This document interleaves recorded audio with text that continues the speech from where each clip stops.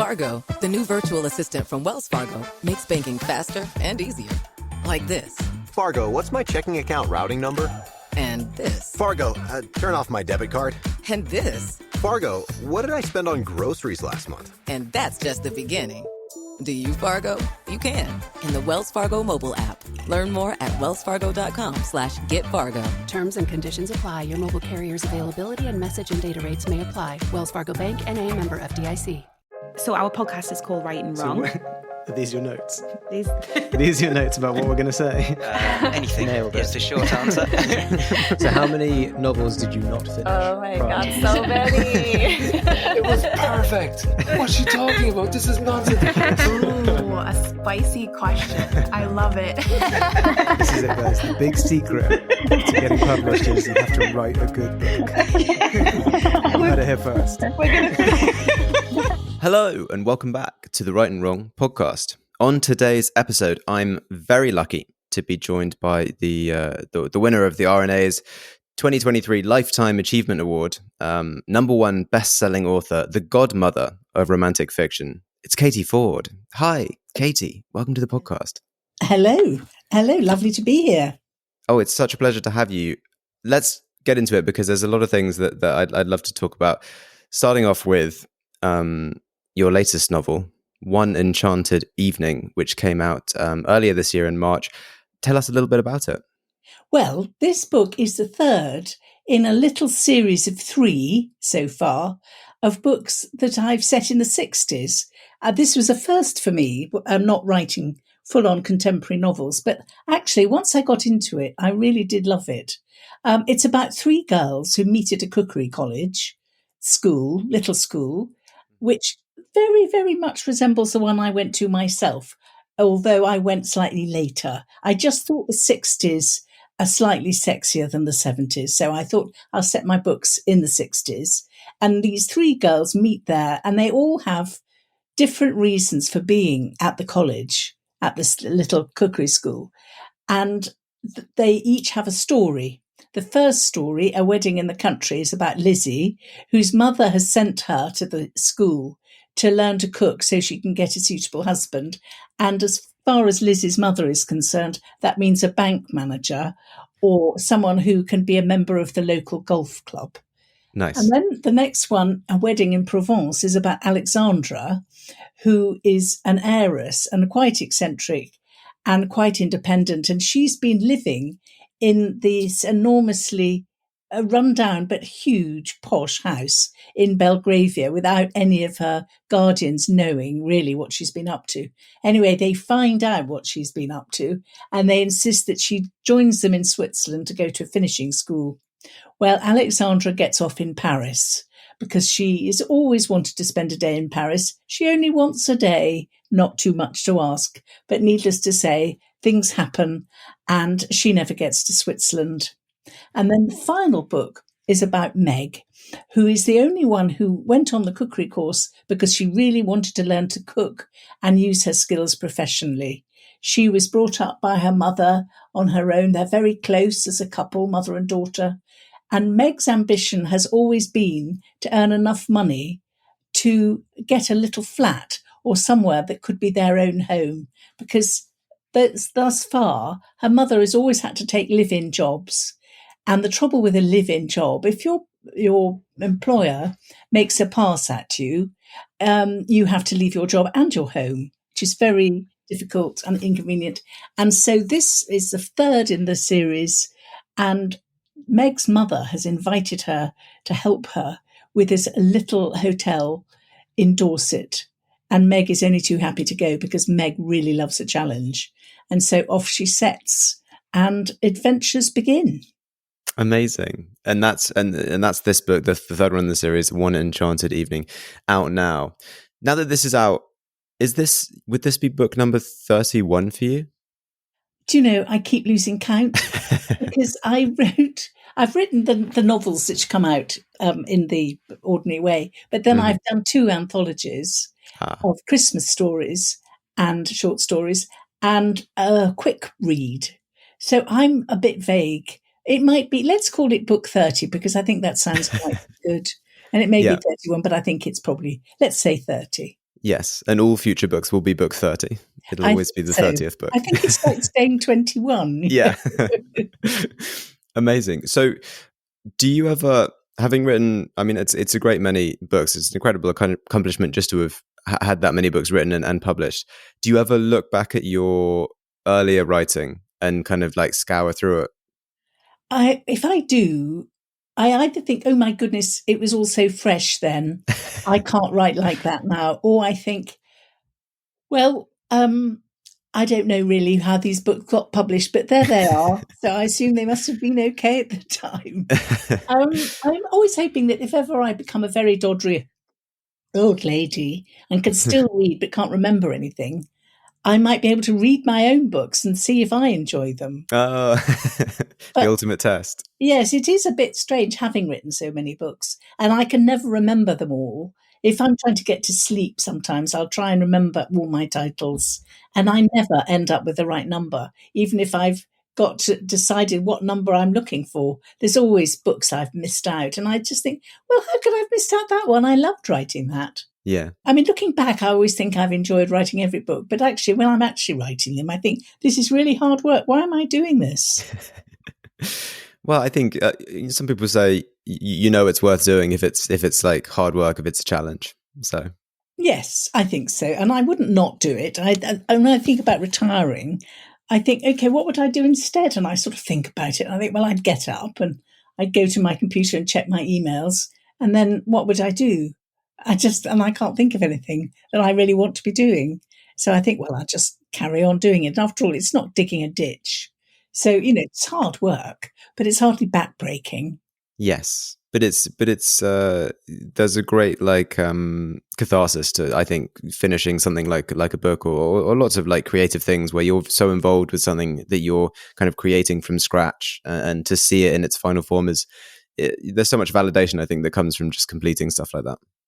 It is nice, actually, to have created characters and given them a story and managing to tell it in a way that people can understand it and actually feel that these people are real and these things really could have happened to them, even although it is all just made up. Yes. Yeah, exactly. I'm gonna test your memory here as well. I wonder if you can remember when you first, was it 95 that you published your first novel? Yes, that's right. So back then, when you were first kind of like getting into the industry and publishing and things like that, was it what was it like? Like what were the kind of challenges, if you remember? Like, was it signing with an agent, signing with a publisher? What kind of stuff did you really struggle with? I found an agent. An agent was sort of found for me by devious means by a wonderful woman called Dr. Hilary Johnson, who's a book doctor. And then she was a scout for an agency, and she knew my work through the Romantic Novelists Association and suggested me. And I met the agent, Sarah Malloy, who I found really scary at the time, but was absolutely wonderful. And she helped me get off the Mills and Boon treadmill, which I'd been on. I'd been trying to write a Mills and Boon novel for about 7 years, 6 or 7 years, and never quite made it. I was always getting nearly there, and I was getting nearly there enough for me to keep on, thinking, oh, I'm so close. I must be able to get it right this time. But I never did. But she got me off that treadmill and encouraged me to write something much closer to what I needed to be writing. And she managed to find a publisher for that first book before I'd finished it. So that part was easy. And then I had an amazing stroke of luck, which was being selected for W.H. Smith's Fresh Talent promotion, which was like the Richard and Judy of its day, because you got reviews in all the local papers. You had, rather embarrassingly, cardboard cutouts of you and your fellow winners of this great thing in the cover, in the window of Smith's all over the country. And Smith's was, at that time, the biggest bookseller, the most important bookseller. If you weren't taken by Smith's, you had no chance at all. It's changed now. Now it's Tesco's. But then it was Smith's. Yeah. And I was lucky enough to have this accolade, and I was it just gave me such a good start. So that's when my good luck really, really started. But I'd had 8 years of hard work before I had the good luck. So I feel I was in a good position to make the most of it because I had learnt my craft. I don't think it's any use to writers to have an amazing stroke of luck and get your first novel published if you don't know what you're doing, because you always have to write a second novel or a third or maybe up to 30. And if you don't know how you've done it the first time, it's really, really hard the second time. And to be honest, it's quite hard to do it the second time, even if you have learnt your craft first. Second book's always difficult. I expect you know that. Yeah. But I mean, the main reason from people that I speak to is because you suddenly have a sort of time pressure component, which you didn't really have on the first book. Yes, and you've used up all your best jokes in your first book. The jokes you've been thinking of for years and years have suddenly all gone into your one book. And you think, yes, you chuck it all in and you say, this is delicious. And then they want you to write a second book and you open the fridge and there's nothing except a shriveled green pepper that's stuck to the bars and some mouldy old cheese. And you've got to make a book out of what seems to be nothing. But in fact, if you trawl your subconscious and you open your mind to the world, there will be enough material to write book 2, but it is quite hard. Yeah. And again, because you have a time constraint. Mm-hmm. Yeah. Whereas you had all the time in the world to write your first book. You mentioned your agent. You're currently signed with Bill Hamilton, is that right? That's right. But I'm still with the same agency. Sarah Malloy moved over to children's fiction because no one else in the agency was at that time interested, and she's subsequently retired. And I've had Bill for a number of years now. I'm not quite sure how long. And at first I thought it was going to be really weird having a man for an agent, but actually he's been absolutely brilliant. And I don't bother him too much with the soft stuff. But he's very tolerant. And in fact, for ages, I didn't used to send him my books. When I'd finished my book, I would send it off to my editor. And then I had a pathetic little email said, could you copy me in when you're sending your book to your editor? I would like to read them myself. And I thought, poor man, he's got enough on his plate. He doesn't want to have to read my boring novels. However, he's very, very sweet and tolerant, and I think the best agent ever. Oh, okay. Well, that's good. I was worried when I saw when you mentioned a different agent, I was worried that there was going to be some drama, but it sounds like everyone just was doing their own thing. It sounds like great. Absolutely. Yeah, no drama. So speaking about your writing, you've done this many times now. I'm sure your process has kind of evolved over the years. Are there any kind of like habits or rituals that you kind of like you've set in your way and this is how you write? I don't have that many rituals. I'm rather prone to buying lovely notebooks and starting a novel by writing things in them. And I never use more than about 3 or 4 pages. And so the notebook goes in the pile of lovely notebooks with nothing written in them, because I tend to be more scraps of paper. I'm a terribly disorganized. My desk is absolute chaos. It's only recently been tidied, really recently, and it's already chaos. You can hardly see the surface of it because there's papers, there's research material, there's notes to myself, there's my to-do list, there's all sorts. There's books waiting to have quotes written for them, piled up. There's books that have had quotes written for them still on my desk, and it is just a muddle. But I think what I have really learnt over the years is when something's not working, I can read a book. I mean, I'm writing a book now, which is quite out of my comfort zone. It's set in Dominica, which is a little Caribbean island, just after a hurricane. And so it's completely different from anything I've written. But I can look at reading it back, I can say, no, this character hasn't earned their place. I've put in a character because I thought it'd be fun to have character X, but, she's not earning her keep. And I can recognize that quite quickly. And I say, well, the hero is not strong enough. I can do quite a lot of my own editing, which is good because although I have a wonderful editor, I have a very good relationship with Selina Walker, I like to give it to her in the best condition that I can. So she doesn't have too much to say, although she always does have quite a lot to say, but I relish that actually. Yeah. So Very disorganized desk. Are you, when it comes to these novels, is it all very planned out, or are you sort of, you get an idea and you run with it? Well, when I first started writing, I was much more of what they refer to as a pantster. Yeah. And you just have an idea and off you go. But I used to write very much faster when I was younger. I really did. I used to write a book every term, because when I was trying to write Mills and Boon novels, because I couldn't write during the holidays because I had children. So I could only do it in school hours. And that was a huge amount of words. And I would just rip off a chapter every writing session.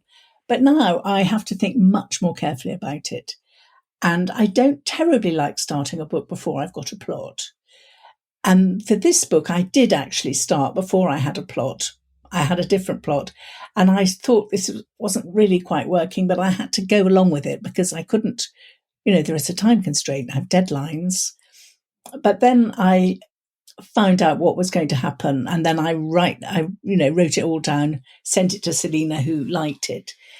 But I don't do a huge amount of planning. I don't have a spreadsheet. A friend of mine was talking about having a spreadsheet. I barely know what one is. And if you say the words narrative arc to me, I have a panic attack. I just do it very well. I say it instinctively. It's not really instinctive. It's 30 years of experience. Mm-hmm. But I don't really know. I mean, I might do a chapter by chapter synopsis just quickly for my own use, but I never stick to it, because what you think is a line is a chapter. What you think is a chapter is a line. Yeah. So it never works out quite as you planned. Yeah. I'm not really very well organised in anything I do, I'm afraid. Well, it comes out nice and neatly at the end. So whatever you're doing, it seems to be working, and you seem to have the process figured out. Well, I hope so. I mean, if it does, that's good. With so many stories now that you've penned, are you careful about sort of challenging yourself and not retreading the same ground with new ones? To be honest, I just do I will have an idea for the book, and it'll have a story, and I don't think too much about it. I always want to try out new things. I won't write about anything that I don't find interesting. So I'd never write about, say, ballet dancing if I didn't want to write about ballet, if I wasn't interested in ballet dancing, although I possibly could be, but maybe not. So I'm always interested in the subject that I'm writing about, and that subject has a story to it. It has a character who is doing it or finds out about it or something. And once I'm in the story, I don't really think about saying, I want to challenge myself. And I really wanted to write a book about Dominica, although it was a huge challenge to myself. And sometimes I wish, I should have stayed with my tried and tested, but I didn't. I went with the story that was in my heart and my head. Okay. And I hope that I'll make it work eventually. Yes. Well, fingers crossed. I'm sure you will. I'd love to talk a bit about, and you touched on it briefly earlier. You did mention that before you published your first novel, you were already associated with the Romantic Novelist Association. Yes, indeed. I was what they called a probationer. We call them new writers now. And to be honest, it's quite difficult to think of a name that isn't in some way wrong. But in those days, I was a probationer. And as long as you turned in a book every year, you were allowed to stay a probationer for quite a long time. Although I'm sure when I first joined, you were only allowed 3 shots. So I don't quite know why. I think they must have changed that rule because I was trying for quite a long time. But in fact, I didn't submit every book I wrote to the scheme because by that time, as I say, I was writing sort of 3 a year or at least partials and sending them off to Mills and Boon. But yes. I was so nearly published for so long.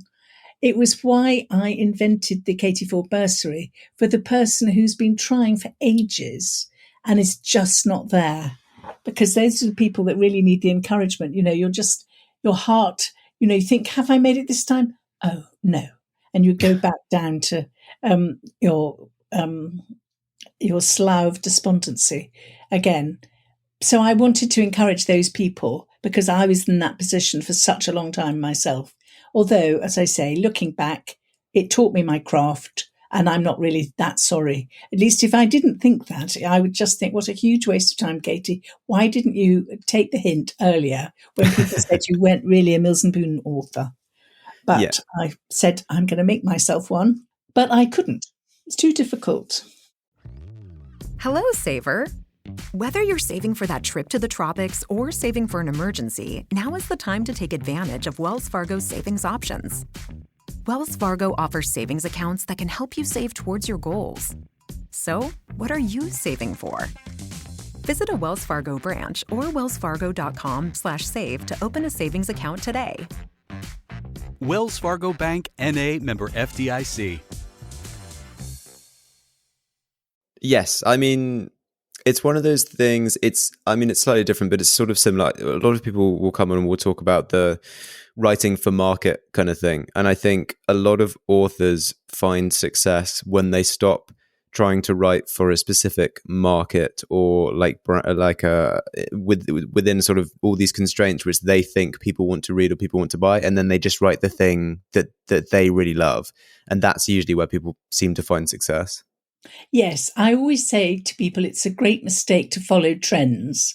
You see, you go into a bookshop or a supermarket and you see all these books with the same cover, all writing about the same thing, and you think, oh, well, that's popular, I'll write one of those. Because it can take a little while to write the book and a little while for the whole publishing process to happen.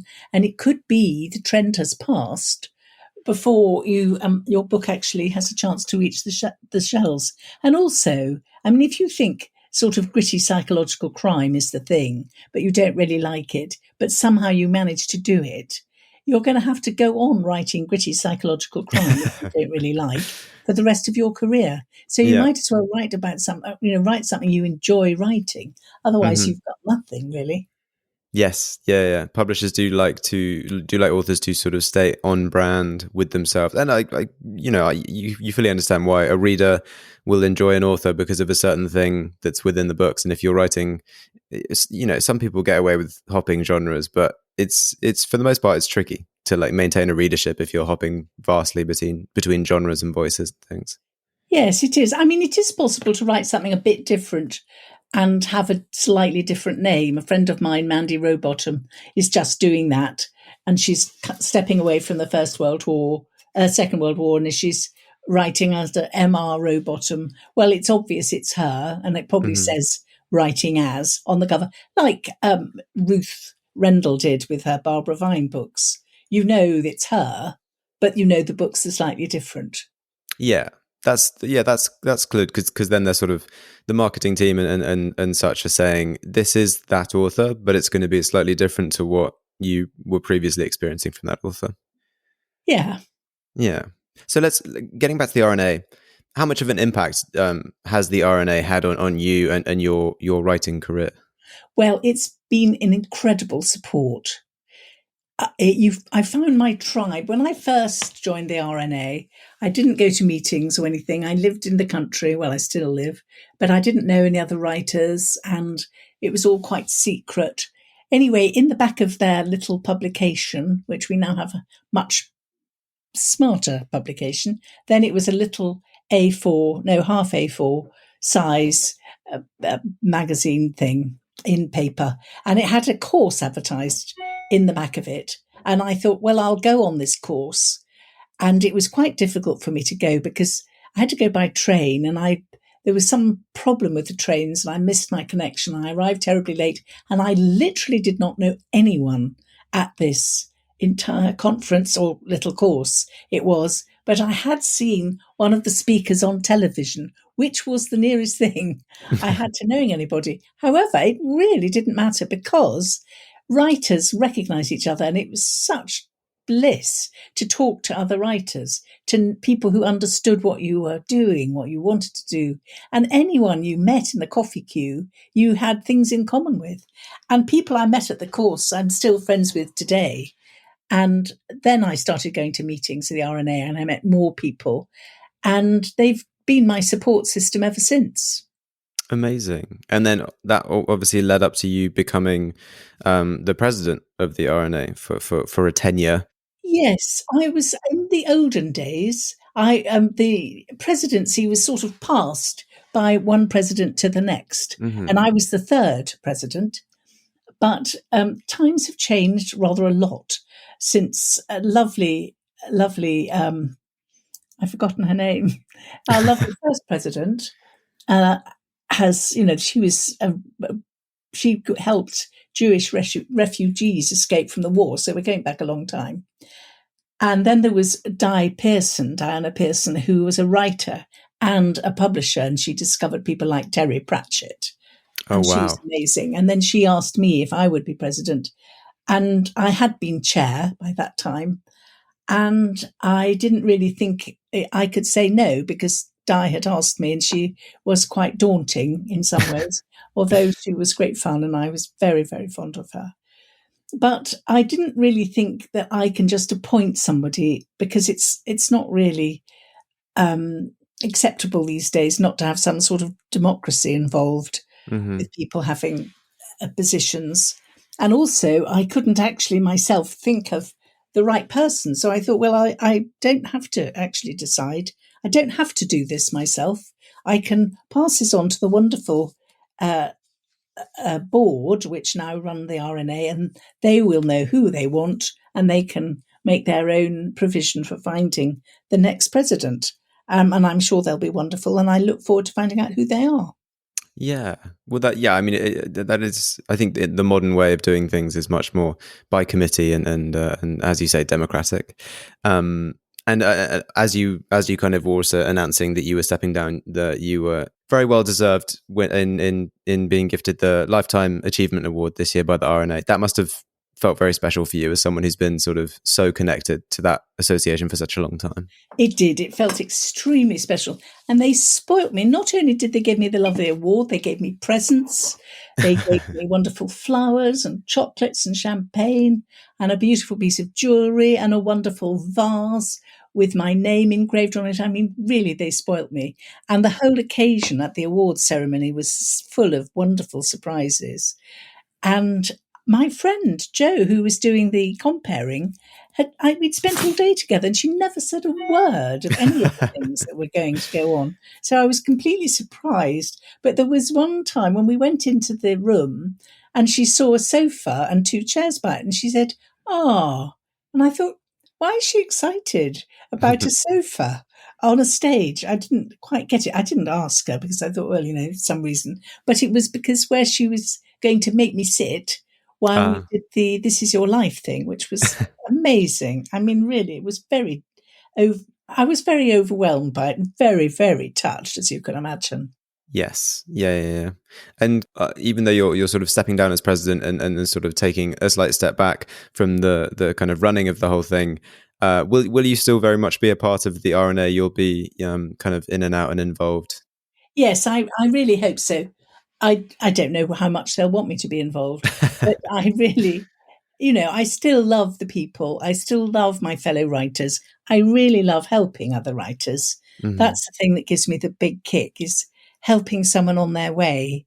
It may just be helping them find an agent, or helping them actually with their writing, or whatever, or just saying, keep going, you're going to get there, which honestly is all we want a lot of the time. Because people can say things like, well, don't you think you'd better take up another hobby? You're not going very far with this. And you really don't want to be told that by anyone. And which is why I would never, ever tell anyone that. Yeah, sometimes you just need someone to say, you've got to hang in there and persevere, and eventually it'll happen. Exactly. Took me ages, years and years and years. And it doesn't take everyone nearly as long as it took me, although actually it does take some people longer. But it's still possible, and people still get there, and it's lovely for me to see those people get there. Yes. Yeah. Now, before we get to the final question, I did just want to quickly touch on your website, katiefforde.com. You have a beautiful range of homeware and stationery sets. Was that just something that you'd always kind of wanted to do?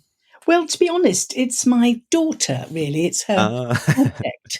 But with the mugs, she was fed up with me complaining about mugs not being the right size or not being made out of the right stuff. The thing with a mug, and I'm sure you understand, if it's too big, the tea has gone cold before you've got to the bottom of it. And if it's too small, not enough tea. I don't like a thick mug to drink out of.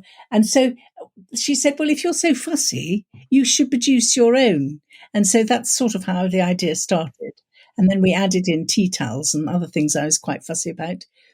And so it's her project. But it's nice because it means if I'm sending someone a book and I think somebody needs something a little special, I can give them a tea towel or a mug or a notebook or something nice just to make it special. Although that isn't why we're supposed to be doing it. Don't tell my daughter. That's what I said. Because obviously we're supposed to be selling them. But in fact, they make great gifts. And if I have a writing course, which I do sometimes run as a way of raising money for charity, they're great fun to put in the goodie bags. So I, definitely use them for that. So that's why, they're good to have. But as I say, it's my daughter's project, really. Okay, because she was fed up with your complaining. She was, yes. Okay, well that's great. And now you can't complain because you have specified the exact sizes and all of that. Exactly. If I haven't got a decent mug to drink out of now, it's my own fault. Yeah, you'll have to make a new one. Exactly.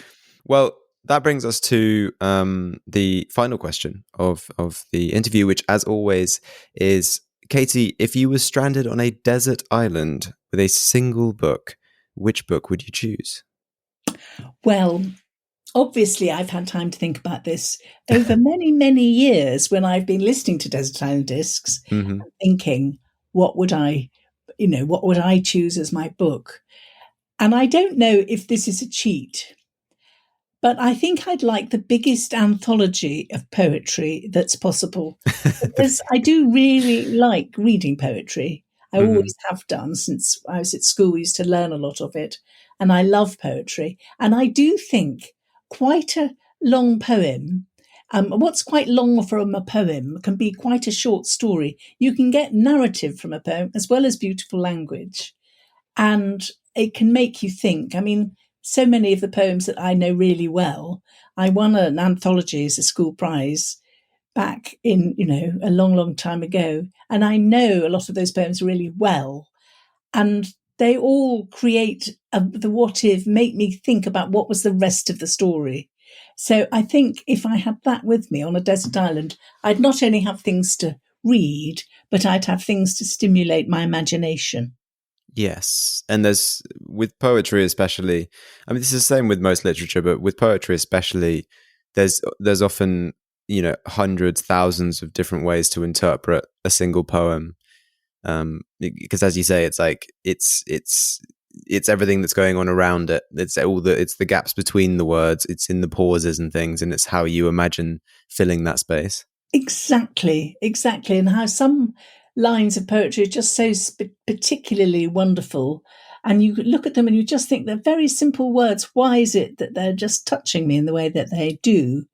And I love that. I don't think I'd ever get bored. Yeah. So it would be whatever the biggest possible poem anthology it is available. Thank you very much. Yes. What if I could pick your brain for something specific? Do you have a favorite poem? There's one poem I was asked to choose, and Harriet Walter was going to read it for me at a literary festival, and it's called Patterns, and it's by Amy Lowell. And it's so sad. I had to sit on the stage next to Harriet Walter, who of course read it beautifully, not too actressy. Sometimes when actors read poetry, they put too much expression in and they don't let the words shine. But it's about a woman, probably in Cavalier times, walking up and down a garden in her stiff silks and things. And then she gets a letter to hear that her husband has died. And it's so heartbreaking. And I had to sit, and tears pouring down my cheeks as Harriet Walter read this poem. And it is a very beautiful poem, very tragic, but it's such a romantic novel all in its own, all in itself. And then she goes back to walking up and down between the topiary trees in her silks, thinking about her husband. And it doesn't sound terribly sexy and exciting, but actually, if you read it, it does, it does have everything in it. Well, it sounds great. And to bring you to tears on stage, I'm sure it's a very powerful piece of literature. It was to me. It was at least to you. Amazing. Well, it's a great choice, and always great to go for a big one. But thank you so much, Katie, for coming on the podcast and sharing your writing experience, telling us about your latest novel, One Enchanted Evening, and just kind of telling us all about the RNA and all of that great stuff. It's been really great chatting. Oh, well, it was lovely. Thank you so much for inviting me. I really enjoyed it. And for anyone listening, if you want to keep up with what Katie is doing, you can follow her on Twitter at Katie Fforde, on Instagram at FordeKatie, or head over to her website, katieforde.com. And to make sure you don't miss an episode of this podcast, follow along on Twitter, Instagram, TikTok, and Facebook. We have a Patreon now for exclusive access and content. And for more bookish chat, check out my other podcast, The Chosen Ones and Other Tropes. Thanks again to Katie, and thanks to everyone listening. We'll catch you on the next episode. Fargo, the new virtual assistant from Wells Fargo, makes banking faster and easier. Like this. Fargo, what's my checking account routing number? And this. Fargo, turn off my debit card. And this. Fargo, what did I spend on groceries last month? And that's just the beginning. Do you, Fargo? You can. In the Wells Fargo mobile app. Learn more at wellsfargo.com/getfargo. Terms and conditions apply. Your mobile carrier's availability and message and data rates may apply. Wells Fargo Bank, N.A., member FDIC.